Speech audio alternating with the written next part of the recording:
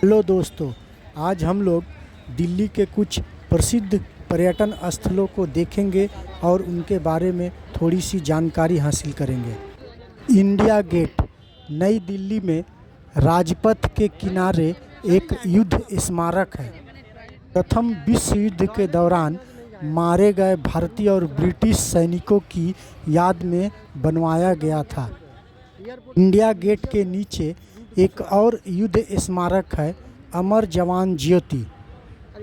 से स्वतंत्रता के बाद 1971 में भारत पाकिस्तान के युद्ध में मारे गए भारतीय सैनिकों की याद में बनवाया गया था। गेट का निर्माण वर्ष 1921 में शुरू हुआ था। ड्यूक ऑफ कनॉट ने 10 फरवरी 1921 को इसकी आधारशिला रखी। स्मारक का उद्घाटन 12 फरवरी 1931 को भारत के वायसराय लॉर्ड इरविन द्वारा किया गया। देश भर में सबसे बड़े युद्ध स्मारकों में एक माना जाता है। लोधी गार्डन दिल्ली शहर के दक्षिणी मध्य में बना एक सुंदर उद्यान है। यह सफदरजंग के मकबरे से 1 किलोमीटर दूर लोधी मार्ग पर स्थित है। यहाँ के गार्डन के बीच में लोधी वंश के मकबरे हैं। लोधी पार्क को लेडी विलिंगडन पार्क के नाम से भी जाना जाता है। लोधी गार्डन की संरचना बहुत ही शानदार और देखने लायक है। लोधी गार्डन भारत के दिल्ली शहर में स्थित है। यह गार्डन 90 एकड़ के क्षेत्र में फैला हुआ है। 1517 में सिकंदर लोधी का मकबरा उनके पुत्र इब्राहिम लोधी द्वारा यहाँ पर बनवाया गया। इब्राहिम लोधी लोधी वंश के अंतिम शासक थे। पार्क की वास्तुकला प्राकृतिक आकर्षण और मानव निर्मित सुंदरता का एक सुंदर संगम को वर्णन करता है। लोधी गार्डन में देखने वाली जगहों में तान सिकंदर लोधी के शासनकाल में निर्मित किया गया बड़ा गुंबद सामने देख रहे हैं, यहाँ के सबसे बड़े मकबरों में से एक है। कि बड़ा गुंबद कोई मकबरा नहीं है। गुंबद का आकार चौकोर है और यह मोहम्मद शाह के मकबरे से उत्तर पूर्व की ओर स्थित है। इस मकबरे का निर्माण सन 1444 में किया गया था, जिसे आप देख रहे हैं। एक अष्टकोणीय आकार का मकबरा है। लोधी गार्डन घूमने का सबसे अच्छा समय अप्रैल से सितंबर महीने का होता है। मैं आप सुबह 5 बजे से लेकर शाम को 8 बजे तक लोधी गार्डन को घूम सकते हैं। गार्डन सप्ताह के सारे दिन ही खुली होती है। सामने जो दिखाई दे रहा है वह सिकंदर लोधी का मकबरा है। यह सिकंदर लोधी का मकबरा है। लोधी गार्डन के पर्यटन स्थलों में देखने के लिए ऐतिहासिक कब्र के अलावा और भी बहुत सारे ऐतिहासिक स्मारकों को भी देखा जा सकता है। पर्यटक इस स्थान पर घूमने के लिए बहुत ही बड़ी तादाद में यहाँ आते हैं। यह सामने जो दिखाई दे रहा है यही है सिकंदर लोधी का मकबरा। सिकंदर लोधी लोधी वंश के दूसरे शासक थे। इन्होंने 1489 से 1517 तक शासन किया था। इनकी मृत्यु के बाद इनके पुत्र ने सन 1527 ईस्वी के आसपास इनका मकबरा यहाँ बनवाया था। अगर आप कभी भी दिल्ली आ रहे हैं तो लोधी गार्डन अवश्य आएं। यह स्वर्गीय इंदिरा गांधी जी का निवास स्थल है, जो 24 अकबर रोड पर स्थित है। इंदिरा गांधी जी के इस घर को अब म्यूजियम में तब्दील कर दिया गया है। यहाँ पर आप इंदिरा गांधी जी से संबंधित अनेक वस्तुओं को देख सकते हैं। यहाँ पर उन्हें विभिन्न प्रकार के पुरस्कारों से नवाजा गया था। वो सारे पुरस्कार, वो सारे मेडल, वो जिस घर में रहती थी उस घर के सामान को भी उसी तरह रखा गया है। वह जिस जिस चीज़ को जिस जिस वस्तुओं को व्यवहार करती थी उन सारे वस्तुओं को आज भी इस घर पे संभाल के और संजो कर रखा गया है। 31 अक्टूबर 1984 को इंदिरा गांधी के बॉडीगार्ड सतवंत सिंह और बेअंत सिंह ने स्वर्ण मंदिर में हुए नरसंहार के बदले में कुल 31 बुलेट मारकर इंदिरा गांधी जी की हत्या कर दी। इस घर को म्यूजियम में तब्दील कर दिया गया है, जिसे इंदिरा गांधी मेमोरियल म्यूजियम के नाम से जाना जाता है। यहाँ तक तो आपने इंदिरा गांधी जी के सामानों को देखा। अब हम लोग राजीव गांधी जी के सेक्शन में प्रवेश कर रहे हैं।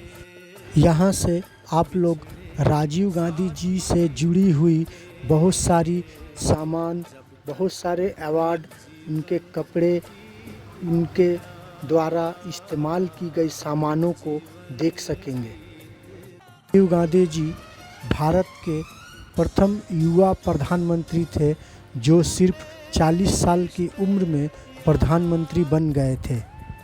21 मई 1991 को राजीव गांधी जी की हत्या कर दी गई। हत्या के वक्त उन्होंने जो कपड़े पहने थे उनकी दशा और उनकी हालत देखकर समझ में आ गई होगी कि राजीव गांधी जी की कितनी दर्दनाक तरीके से हत्या की गई। घटना तमिलनाडु में चुनाव प्रचार के दौरान घटी थी और राजीव गांधी जी को मानव बम द्वारा उड़ा दिया गया था। दिल्ली के सफदरजंग में बसा हुआ यह म्यूजियम लोगों में बहुत ज़्यादा प्रसिद्ध है। इस म्यूजियम की सैर से इंदिरा गांधी के जीवन के साथ साथ भारत और भारत के विकास के बारे में भी आपको बहुत सारी जानकारियाँ प्राप्त होगी।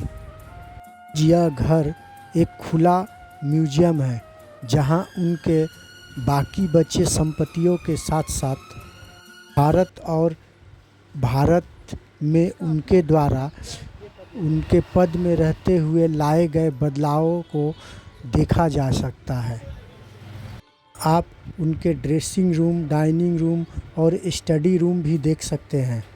म्यूजियम सुबह 9 बजे से लेकर शाम को 5 बजे तक खुला रहता है। सोमवार को यह म्यूजियम बंद रहता है। इसी रास्ते से जब वो आ रही थी तब उन्हें गोली मारी गई थी। आप देख सकते हैं ये वही रास्ता है। अगर आप दिल्ली घूमने का प्रोग्राम बना रहे हैं तो इस म्यूजियम को अवश्य देखें। लक्ष्मी नारायण मंदिर को बिरला मंदिर के नाम से भी जाना जाता है। भगवान विष्णु और माँ लक्ष्मी को समर्पित यह मंदिर दिल्ली के प्रमुख मंदिरों में से एक है। इस मंदिर का निर्माण 1938 में हुआ था और इस मंदिर का उद्घाटन राष्ट्रपिता महात्मा गांधी जी ने किए थे। यह मंदिर 7.5 एकड़ के क्षेत्र में फैला हुआ है। मंदिर परिसर में कई फव्वारे, मंदिर और मूर्तियां शामिल हैं। लक्ष्मी नारायण मंदिर कनॉट प्लेस के पश्चिम की ओर मंदिर मार्ग पर स्थित है। नारायण मंदिर की ओर चलने वाली डीटीसी बसें 16, 610, 729, 110, 966 बहुत सारी बसें हैं। वो सुबह 6 बजे से रात 10 बजे तक चलती है। आज हम जिस मस्जिद को देखने जा रहे हैं यह भारत की सबसे बड़ी मस्जिद जामा मस्जिद है जो दिल्ली में स्थित है। इस मस्जिद को मुग़ल सम्राट शाहजहां ने 1656 ईस्वी में बनवाया था। 5000 कारीगरों ने शाहजहांबाद में पहाड़ी भूजाल पर मस्जिद जहानुमा या जामा मस्जिद का निर्माण किया था। इस मस्जिद में 25,000 लोग एक साथ नमाज अदा कर सकते हैं। दिल्ली की जामा मस्जिद अपनी खूबसूरती के लिए दुनिया भर में प्रसिद्ध मस्जिद है। यह भारत की सबसे बड़ी मस्जिद कहलाती है। जामा मस्जिद खूबसूरत संगमरमर और लाल पत्थरों से बनाया गया है। इस मस्जिद के उद्घाटन के लिए उज़्बेकिस्तान के इमाम को बुलाया गया था, जिनका नाम सैयद अब्दुल गफूर खां बुखारी था। यह मस्जिद लाल किले से महज 500 मीटर की दूरी पर स्थित है। जामा मस्जिद का एक और नाम मस्जिद जहानुमा भी है, जिसका अर्थ है दुनिया का दृश्य। इस मस्जिद को बनने में 6 वर्ष का समय और 10 लाख रुपए के करीब लगे थे। मस्जिद में 2 मीनारें हैं, जिनकी ऊंचाई 40 मीटर है। पाकिस्तान के लाहौर में जो बादशाही मस्जिद है, वह भी जामा मस्जिद से मिलती जुलती है। दिल्ली के जामा मस्जिद का निर्माण कार्य सदाउल्लाह खां की देखरेख में किया गया था, जो उस वक्त शाहजहां के शासनकाल में वजीर थे। जामा मस्जिद में उत्तर की तरफ एक संग्रहालय है, जिसमें पैगंबर मोहम्मद साहब के अवशेषों को संभाल कर रखा गया है। ईद उल फितर, ईद उल जुहा के समय इस मस्जिद को बहुत ही खूबसूरती से सजाया जाता है। अब आप जो देख रहे हैं, इसे अग्रसेन की बावड़ी के रूप में जाना जाता है। बावड़ी को देखने जाने के लिए आपको नज़दीकी मेट्रो स्टेशन राजीव चौक उतरना होगा और वहां से यह बावड़ी काफ़ी नज़दीक है। आज हम लोग राष्ट्रीय रेल परिवहन संग्रहालय देखने चलते हैं, जो दिल्ली के चाणक्यपुरी में स्थित है। यहाँ विभिन्न प्रकार के रेल इंजन देखने के लिए देश भर से लाखों पर्यटक आते हैं। यहाँ पर रेल इंजन के अनेक मॉडल और विभिन्न प्रकार के कोच भी हैं। यहाँ पर भारत की पहली रेल और इंजन का मॉडल भी शामिल है। सोमवार को छोड़कर राष्ट्रीय रेल संग्रहालय हमेशा खुला रहता है। यह टॉय ट्रेन है, जिसमें बच्चों से लेकर बड़े तक बहुत ही आनंद से सफ़र करते हैं। यहाँ पे आप उस समय के बहुत सारे कोच देख सकते हैं। यह वह कोच है जिसमें जानवरों को एक जगह से दूसरे जगह ले जाया जाता था। भारत का सर्वप्रथम रेल क्रेन इंजन है, जिसे लंदन से लाया गया था। यह करीब 15 टन वजन को उठा सकता है। उस समय इसका मूल्य सिर्फ 7,000 रुपये थे। संग्रहालय के बाहरी हिस्से में रेलवे यार्ड की स्थापना को दर्शाया गया है। में इलेक्ट्रिक, डीजल और स्टीम लोकोमोटिव सहित भिन्न प्रकार के लोकोमोटिव और कोच हैं। इस म्यूजियम में 200 लोगों के बैठने की क्षमता वाला एक सभागार भी है। कभी कभार कार्यशालाएं भी आयोजित की जाती है। इलेक्ट्रिक लोकोमोटिव भारत की पहली पीढ़ी का 1500 भी डीसी लोकोमोटिव इंजन देख सकते हैं। द न्यू इनोवेटिव रेस्तरां भी स्थित है। यहाँ आप एक दिखावटी रेलगाड़ी में फैंसी डिनर भी कर सकते हैं। वैसे तो साल के किसी भी दिन रेल म्यूजियम घूमने आ सकते हैं, लेकिन इसके लिए सर्दियों का मौसम सबसे अच्छा समय होता है। कश्मीरी गेट, जिसे ISBT कहा जाता है, सबसे बड़ा टर्मिनल है। वहाँ से आपको बस की सुविधा आसानी से मिल जाएगी। टैक्सी वगैरह से जाना चाहते हैं तो न्यू दिल्ली स्टेशन से आप किसी भी टैक्सी या ऑटो रिक्शा को बुक करके भी आप रेल म्यूजियम तक जा सकते हैं। राष्ट्रीय रेल संग्रहालय में प्रदर्शित मुख्य आकर्षण तो 7 में निर्मित एक अनोखा मोनोरेल इंजन है, जिसे पटियाला स्टेट मोनोरेल सिस्टम भी कहा जाता है। मोनोरेल सिस्टम की विशेषता यह है कि इसका एक पहिया पटरी पर और दूसरा पहिया सड़क पर चलता है। आप देख सकते हैं, यह रेल म्यूजियम का मुख्य आकर्षण है, जिसे इस पे लोग सवारी करते हैं और इसका आनंद लेते हैं। बंगला साहिब गुरुद्वारा प्रसिद्ध सिख गुरुद्वारों में से एक है, जो नई दिल्ली में स्थित है। यह गुरुद्वारा नई दिल्ली में कनॉट प्लेस में बाबा खरनाक सिंह मार्ग पर स्थित है। निर्माण सिख सरदार भगेल सिंह ने 1783 ईस्वी में किया था। हौज खास किला यह किला भी भारत के ऐतिहासिक स्मारकों और धरोहरों में से एक है। यह भारत की राजधानी दिल्ली में हौजे खास में स्थित है। यह किला सुंदर झील और हरियाली से घिरा हुआ है। इसकी खूबसूरती को देखने के लिए दूर दूर से पर्यटक यहाँ आते हैं। अलाउद्दीन खिलजी द्वारा स्थापित हौज खास किला भारत में मुस्लिम शासकों की पहली राजधानी और दिल्ली में शासन की शुरुआत है। हौज शब्द एक उर्दू शब्द से लिया गया है जिसका मतलब है तालाब। किले का निर्माण एक टैंक और पानी के तालाब के किनारे किया गया था, इसलिए इस किले का नाम पड़ा हौजे खास। फिरोज खां तुगलक का मकबरा इस ऐतिहासिक हौजे खास के अंदर बना हुआ है। आप न्यू दिल्ली स्टेशन पर हैं तो मेट्रो ट्रेन पकड़ के आप इस जगह पे आ सकते हैं। इसके अलावा यहाँ पर आने के लिए बस का इस्तेमाल भी आप कर सकते हैं। जंतर मंतर भारत की राजधानी दिल्ली के कनॉट सर्कल पार्लियामेंट स्ट्रीट में स्थित एक विशाल वेधशाला है। दिल्ली के जंतर मंतर का निर्माण महाराजा जय सिंह द्वारा 1724 ईस्वी में किया गया था।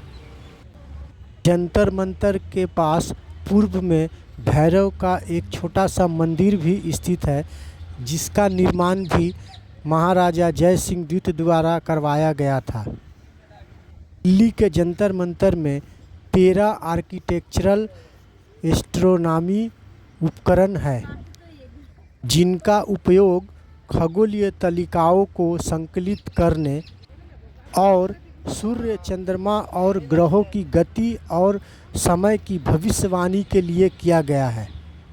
जयपुर के महाराजा जय सिंह द्वितीय को खगोलीय टिप्पणियों और सभी प्रणालियों का गहन अध्ययन करने की बड़ी रुचि थी, इसलिए उन्होंने मोहम्मद शाह के निर्देश पर इस खगोलीय वेधशाला का निर्माण करवाया। यहाँ पर 4 उपकरणों का निर्माण किया गया है जिनके नाम सम्राट यंत्र, जयप्रकाश, राम यंत्र और मिश्रा यंत्र है।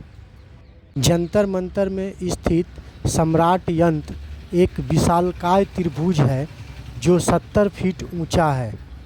यह 114 फीट लंबा और 10 फीट मोटा है। आपको बता दें कि यह यंत्र दिन के सटीक समय को आधा सेकेंड की सटीकता के साथ माप सकता है। यंत्र का उपयोग ग्रहों के घोषित कोण को मापने के लिए भी किया जा सकता है। प्रकाश यंत्र जंतर मंतर में स्थित एक खोखले गोल के समान है। मदद से पर्यवेक्षक विभिन्न चिन्हों के साथ स्टार के स्थिति को संरेखित कर सकता है। दूसरा यंत्र को वर्ष के सबसे छोटे दिन को निर्धारित करने के लिए डिजाइन किया गया था। घाट यह महात्मा गांधी का समाधि स्थल है।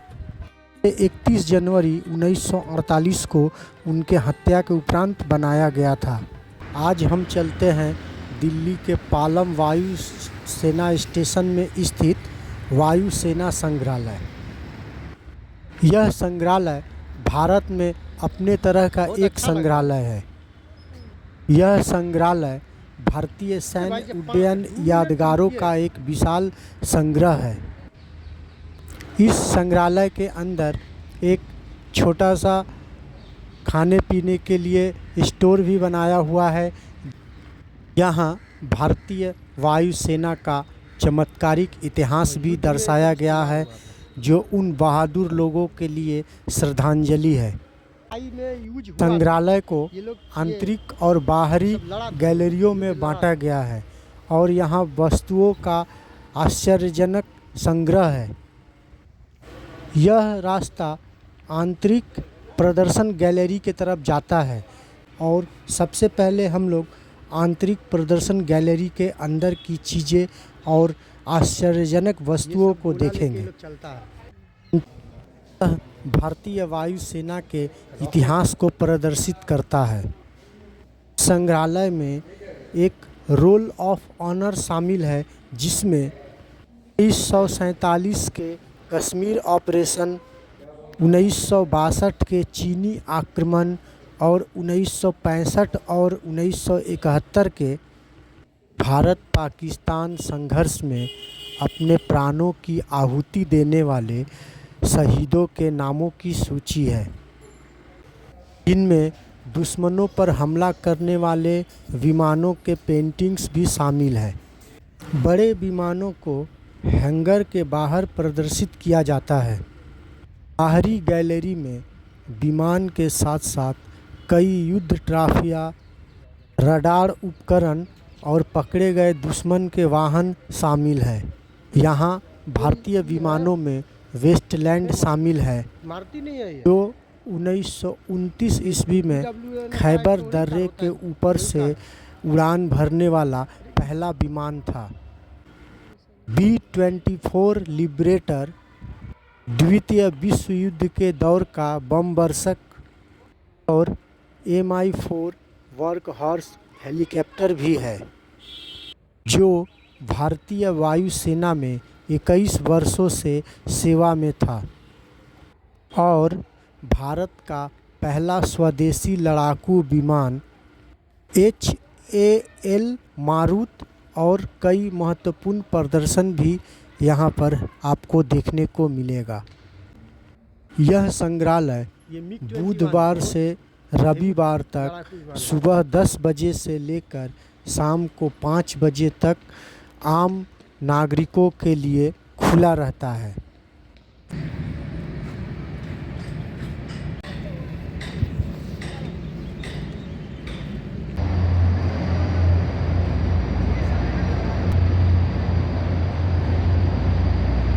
यह मूर्ति फ्लाइंग ऑफिसर निर्मलजीत सिंह सेखो जी की है।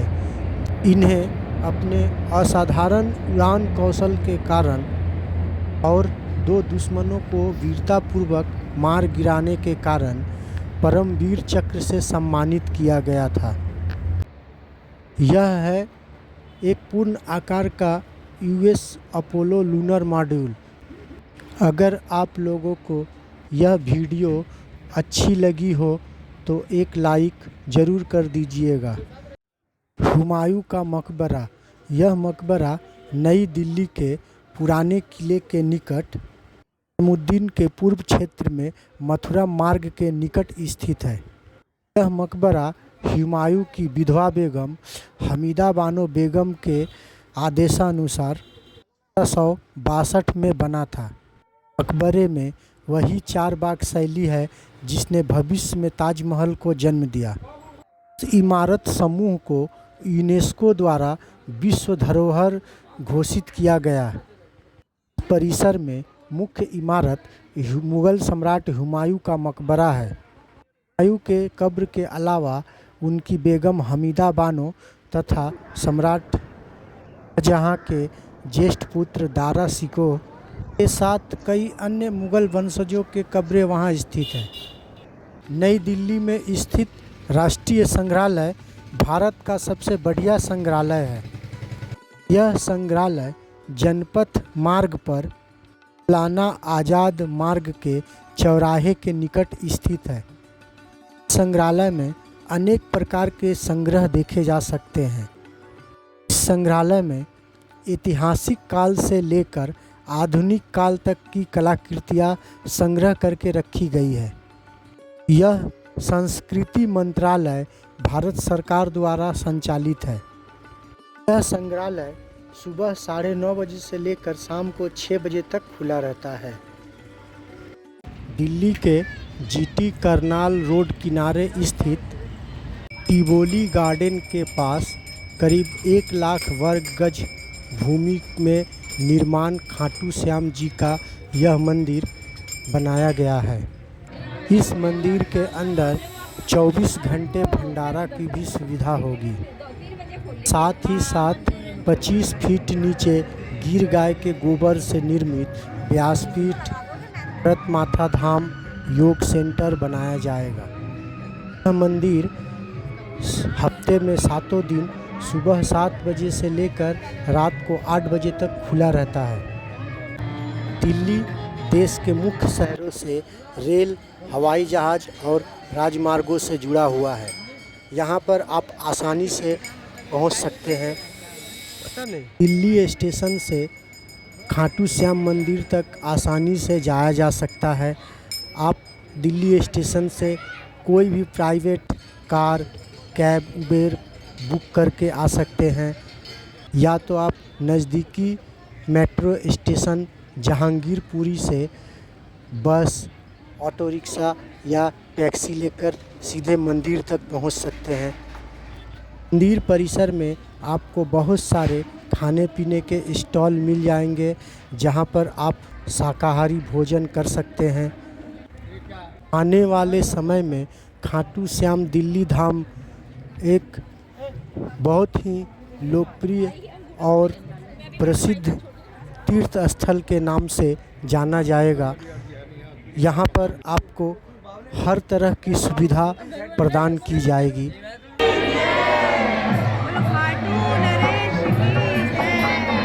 शीश के दाने की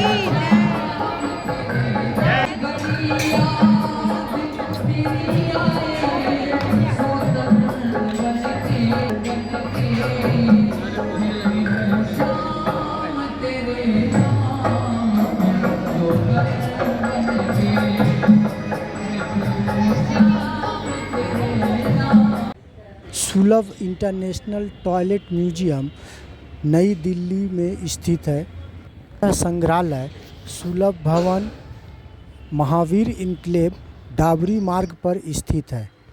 संग्रहालय सुबह 10 बजे से लेकर शाम को 5 बजे तक खुला रहता है। इस संग्रहालय को 1992 में डॉक्टर विंदेश्वर पाठक द्वारा स्थापित किया गया था। संग्रहालय में टॉयलेट से संबंधित तकनीकों, इनके विकास से संबंधित सारे ऐतिहासिक जानकारियों को प्रदर्शित किया गया है। 2500 ईसा पूर्व के अलावा आज यहाँ आधुनिक युग में इस्तेमाल की हुई चीज़ों को भी आप देख सकेंगे।